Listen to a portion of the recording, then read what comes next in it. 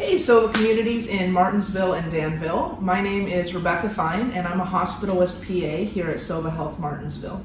I get to work with a really awesome team of other physician assistants, nurse practitioners, and doctors, as well as the nurses and all the other amazing staff that we have here at Sovah to provide care for our community. I've been here since November 2018. This was my first job as a physician assistant, and I'm definitely glad that I ended up starting here. It's an awesome community to work in, a lot of great people as patients, and also excellent people that I get to work with. As for me, I became a PA because I like people and I like science, and this is just the place where those come together. And I'm just very grateful that God brought me to this community in particular.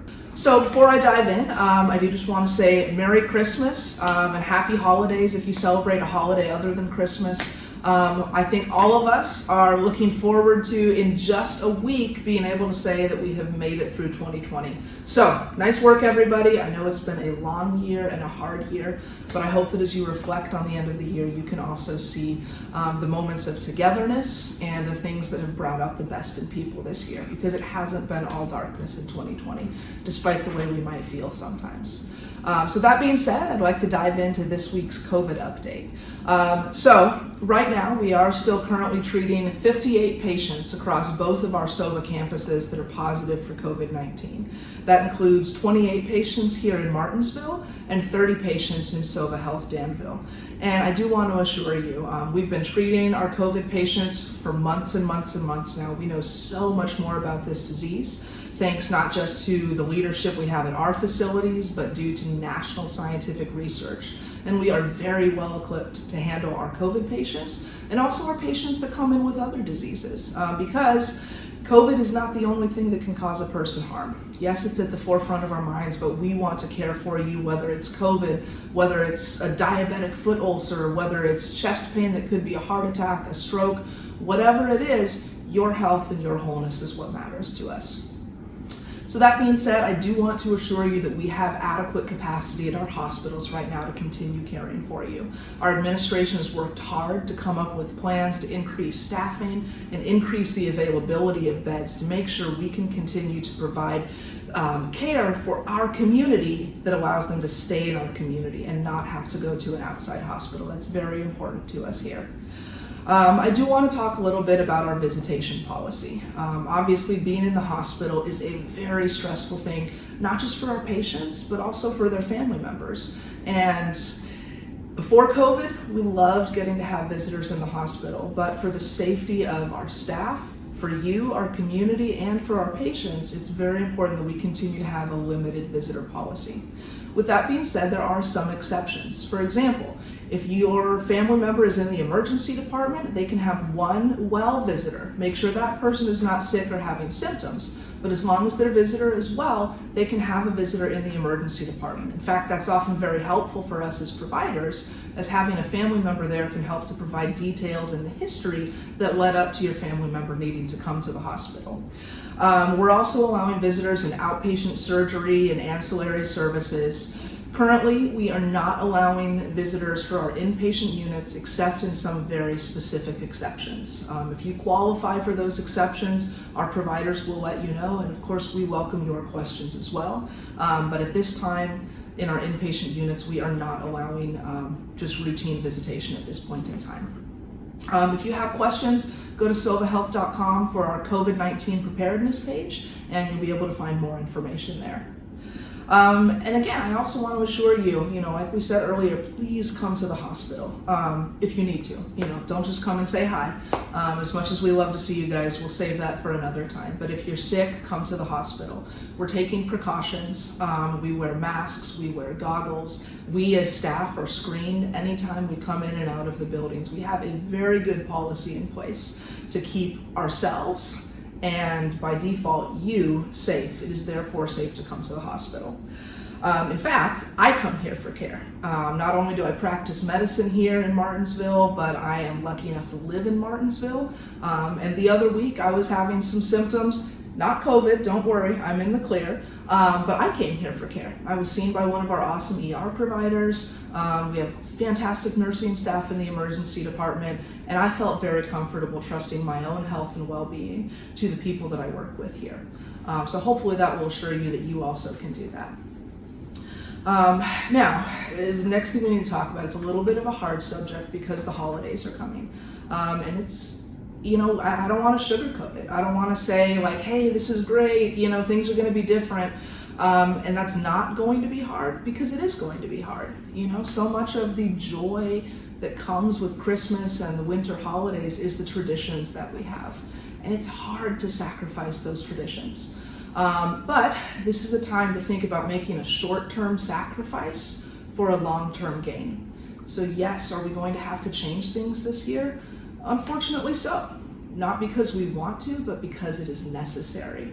And so we, as your healthcare providers, as the people who care about you and this community, we strongly encourage you to make some of these changes in order to make your holiday a safer one and ensure that you and your family members can get back to those traditions that you love and cherish in the years ahead.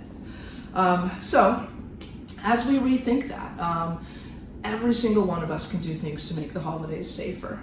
Talk with your family about it. Come up with a plan. Make sure that you're all on the same page. Obviously, virtual holidays is the absolute safest thing to do, but we understand that that is not something that every family can commit to. So if you are going to meet with family members, we do again encourage you to meet only with your immediate family and household contacts. If you meet with people beyond that, please limit the size of your gatherings to small numbers. We agree with the governor's current recommendations of groups of 10 people or less. For people that do meet in your house, please wear masks anytime you are indoors. Wash your hands frequently if you're hosting the event. I'd recommend having a supply of clean masks in case someone forgets theirs or it gets dropped. We want to make sure people are protected at all times. Provide places for people to wash their hands, to have hand sanitizer, all of those things, so that we can ensure that we have not just a happy holiday, but a safe holiday. And then, of course, that also leads us to winter travel. We understand that there are going to be some who travel for the holidays. We would encourage you to think very long and hard about that. That is not a light or easy decision to make right now. We would encourage you to stay home at this time, but if you do decide to travel, bring a mask on the airplane and wear that mask at all times. We also encourage you to carry hand sanitizer. You can see the current federal aviation rules about what you can bring on a plane, but you are able to bring a small hand sanitizer container if you follow their guidelines. Have that ready at all times. Have a plan. Get your flu shot before you go. Again, we are very excited that the COVID vaccine is here and that it's available to healthcare workers and that in the future it will be available to the community. But there are other things that can cause disease as well. So we would encourage you to get your flu shot before you travel. Consider getting tested for COVID 1 to 3 days before you travel so that you can have the peace of mind of knowing that you are not infected with COVID before you go see family and friends somewhere else. We would also encourage you, when you come back into town, get tested again about 5 to 7 days after, about 3 to 5 days after you come back from your vacation, so that you can make sure that you do not spread COVID in our community that you may have picked up in another community. And until you get those test results, when you come back from travel, please eliminate non-necessary outside activities. And those are just a couple of the ways we can stay safe while we travel during this holiday season.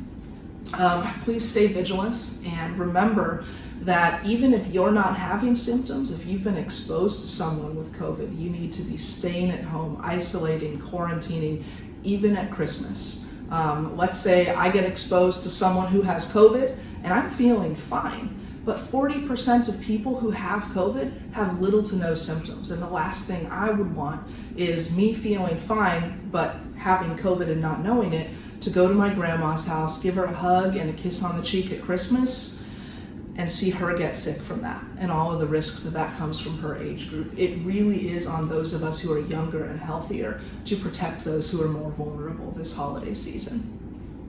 So we do strongly urge you as our community members to stay safe, stay diligent, and to lead by example. We truly are in this together, and we are only as strong as we are that we can come together and fight this as a community. So that being said, thank you so much for trusting us with your care. We do take that very, very seriously, and it is our privilege to be here for you and your families during this difficult season. Please continue to trust us with that. I hope I don't meet you in person, and I mean that in a good way, because if I meet you in person, that means you might have come to visit me in the hospital. But if you are here, both myself and my colleagues would be very happy to care for you or a loved one this holiday season or any season.